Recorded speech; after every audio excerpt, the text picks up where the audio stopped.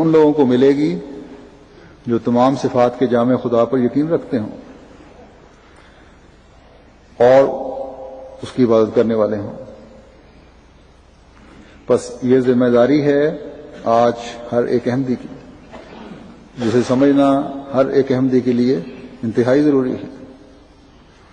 پھر فرمایا کہ من ذا الذی یشفع عندہ الا بإذنہ، کون ہے جو اس کے حضور سفارش کرے مگر اس کے اذن کے ساتھ۔ بس اللہ تعالیٰ کے حضور کسی کی سفارش کام نہیں آئے گی مگر صرف اس کی جسے اللہ تعالیٰ نے اختیار دیا یا اذن دے گا۔ اور حدیث میں آتا ہے کہ حضرت صلی اللہ علیہ وسلم کو اللہ تعالیٰ کا اذن ہوگا تو آپ سفارش کریں گے۔ تو آپ صلی اللہ علیہ وسلم کے شفیع ہونے سے کیا مراد ہے، اس بارے میں مختلف حوالوں سے حضرت مسیح موعود علیہ السلام نے وضاحت فرمائی ہے۔ ایک جگہ فرماتے ہیں کہ ہاں سچا شفیع اور کامل شفیع حضرت صلی اللہ علیہ وسلم ہیں، جنہوں نے قوم کو بت پرستی اور ہر قسم کے فسق و فجور کی گندگیوں اور ناپاکیوں سے نکال کر اعلیٰ درجے کی قوم بنا دیا۔ بس جب حدیث سے یہ پتہ چلتا ہے کہ اللہ تعالیٰ کے اذن سے آپ صلی اللہ علیہ وسلم شفاعت فرمائیں گے تو اس وقت ان لوگوں کی شفاعت ہوگی جو شرک سے پاک ہوں گے، ایک خدا کی عبادت کرنے والے ہوں گے، فسق و فجور سے بچنے کی کوشش کرنے والے ہوں گے، اور اگر چھوٹی چھوٹی کمزوریوں سے سرزد ہو بھی جاتی ہیں تو پھر اللہ تعالیٰ بھی آپ کی شفاعت سے صرف نظر فرمائے گا۔ اس بات کو مزید کھول کر ایک جگہ حضرت مسیح علیہ السلام نے یوں فرمایا ہے کہ یہ ہرگز نہیں سمجھنا چاہیے کہ شفاعت کوئی چیز نہیں، ہمارا ایمان ہے کہ شفاعت حق ہے، اور اس پر یہ نص صریح وصلی علیہم ان صلاتک سکن لہم، یہ شفاعت کا فلسفہ ہے، یعنی جو گناہوں میں نفسانیت کا جوش ہے وہ ٹھنڈا پڑ جائے۔ شفاعت کا نتیجہ یہ بتایا ہے کہ گناہ کی زندگی ہر ایک گناہ کی زندگی پر ایک موت وارد ہو جاتی ہے، اور نفسانی جوشوں اور جذبات میں ایک برودت آ جاتی ہے جس سے گناہوں کا صدور بند ہو کر ان کے بالمقابل نیکیاں شروع ہو جاتی ہیں۔ یعنی نفسانی جوشوں میں اور جذبات میں کمی آ جاتی ہے، ان میں ٹھنڈ پڑ جاتی ہے، جس سے گناہوں کا صادر ہونا یا عمل ہونا کم ہو جاتا ہے اور نیکیاں اس کے مقابلے میں شروع ہو جاتی ہیں۔ بس شفاعت کے مسئلے نے اعمال کو بیکار نہیں کیا بلکہ اعمال حسنہ کی تحریک کی ہے۔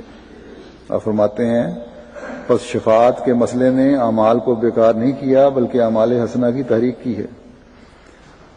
بس حضرت صلی اللہ علیہ وسلم کی شفاعت اس دنیا میں ہی شروع ہو گئی تھی، اور یہ مشروط ہے نیک اعمال کے ساتھ۔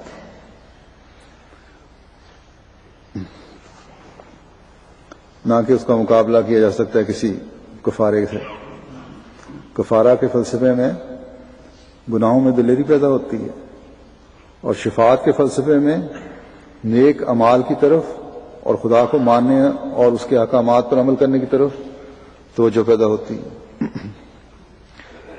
اور اس زمانے میں اس دعا کے ذریعے سے شفاعت کا اذن اللہ تعالیٰ نے حضرت صلی اللہ علیہ وسلم کے عاشق صادق کو عطا فرمایا۔ آپ فرماتے ہیں حضرت مسیح علیہ السلام ایک جگہ کہ میری جماعت کے اکثر معزز خوب جانتے ہیں کہ میری شفاعت سے بعض مصائب اور امراض کے مبتلا اپنے دکھوں سے رہائی پا گئے ہیں۔ لیکن اس شفاعت کے بیان کے ساتھ ہی اللہ تعالیٰ نے یہ بھی فرما دیا کہ خدا تعالیٰ جانتا ہے کہ اصل حقیقت کیا ہے۔ یعلم ما بین ایدیہم وما خلفہم، وہ جانتا ہے جو ان کے سامنے ہے اور جو ان کے پیچھے۔ بس ہمارا خدا عالم الغیب ہے، اس لیے اسے ایسے لوگ جو کھلے گناہوں میں پڑے ہوئے ہیں ان کے بارے میں تو نہ یہاں شفاعت کا اذن ہوتا ہے نہ اگلے جہان میں ہوگا. یہی قرآن کریم سے پتہ چلتا ہے. پھر اللہ تعالیٰ اپنے علم کی وسعتوں کی طرف توجہ دلاتے ہوئے فرماتا ہے کہ وَلَا يُحِيطُونَ بِشَيْءٍ مِّنْ عِلْمِهِ إِلَّا بِمَا شَاءَ. اس میں واضح طور پر اللہ تعالیٰ نے فرمایا کہ میرے علم کا احاطہ کوئی نہیں کر سکتا، حتیٰ کہ حضرت صلی اللہ علیہ وسلم نے بھی، جو خدا تعالیٰ کے محبوب ترین ہیں، اور آپ کے بارے میں مومنوں کو حکم ہے کہ اگر تم خدا تعالیٰ کی محبت چاہتے ہو تو اس میرے محبوب صلی اللہ علیہ وسلم کی پیروی کرو، جن کو تمام علموں سے اللہ تعالیٰ نے بھر دیا تھا. اس وقت آئندہ زمانوں کی بھی خبریں جو قرآن کریم نے دیں وہ آپ کے ذریعے سے آئیں، اور ان کا ادراک بھی حضرت صلی اللہ علیہ وسلم کو عطا فرمایا. بعض باتیں ایسی ہیں جو اس زمانے میں صحابہ سمجھ نہیں سکتے تھے، لیکن حضرت صلی اللہ علیہ وسلم ان کا بھی ادراک رکھتے تھے. لیکن فرمایا، اللہ تعالیٰ فرماتا ہے کہ یہ مکمل علم نہیں ہے، بلکہ میرے علم کی وسعتوں کو کوئی بھی نہیں پہنچ سکتا. اسی طرح اللہ تعالیٰ تلاش کرنے والوں کو، چاہے روحانی مدارج اور علوم کی تلاش میں کوئی ہو یا دنیاوی علوم کی تلاش میں کوئی ہو، نئے راستے دکھاتا ہے، نئی منزلیں دکھاتا ہے، اور جب وہاں انسان پہنچتا ہے تو پھر مزید راستے نظر آتے ہیں. سائنس کی ترقی بھی اس بات کی دلیل ہے کہ خدا تعالیٰ نئے سے نئے راستے ان جستجو کرنے والوں کو دکھاتا ہے، اور کائنات کی وسعتوں کا تو شمار ہی نہیں ہے. اسی طرح روحانی مدارج ہیں، اور اس کے لامحدود ہے اللہ تعالیٰ کا علم، جسے کوئی احاطہ نہیں کر سکتا.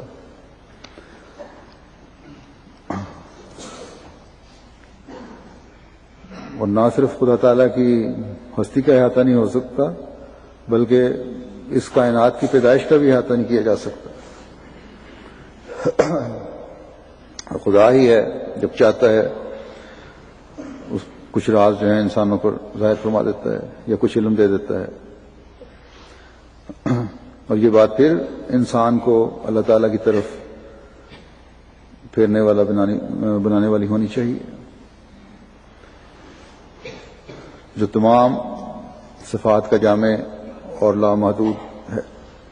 پھر فرمایا وسع کرسیہ السماوات والارض، کیونکہ اس کی بادشاہت زمین پر پھیلی ہوئی ہے اور آسمان پر پھیلی ہوئی ہے. وہ تمام کائنات کی اور جتنی بھی کائناتیں ہیں ان میں موجود ہر چیز کو زندگی دینے والا اور قائم رکھنے والا ہے. تمہارا علم محدود ہے، وہی تمہیں علم دیتا ہے. جس حد تک استعدادوں نے ترقی کی ہے یا کوشش کی ہے اس حد تک علم دیتا ہے، لیکن یہ علم بھی صرف اس حد تک ہے جس حد تک خدا تعالیٰ چاہتا ہے. اس لیے وہی اس بات کا حقدار ہے کہ اس کے آگے جھکو اور تمام باطل معبودوں کو چھوڑ دو. اسی کی حکومت زمین و آسمان تک پھیلی ہوئی ہے.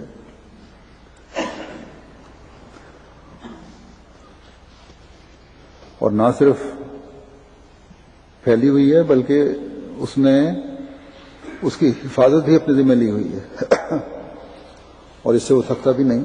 ہر چیز پر اس کی نظر ہے، اور یہ ایسا وسیع اور جامع نظام ہے کہ اس کی احاطہ انسان کے لیے ممکن نہیں ہے. اس لیے اللہ تعالیٰ نے فرمایا کہ تم نظر دوڑاؤ کہ شاید کوئی نقص تلاش کر سکو اللہ تعالیٰ کی پیدائش میں، لیکن ناکام ہو گئے.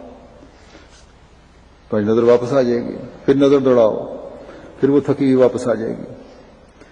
لیکن خدا تعالیٰ وہ ذات ہے جو اس نظام کو چلا رہا ہے اور عدل سے چلا رہا ہے، اور بغیر کسی اونگ اور نیند کے اور بغیر کسی تھکاوٹ کے اسے چلا رہا ہے.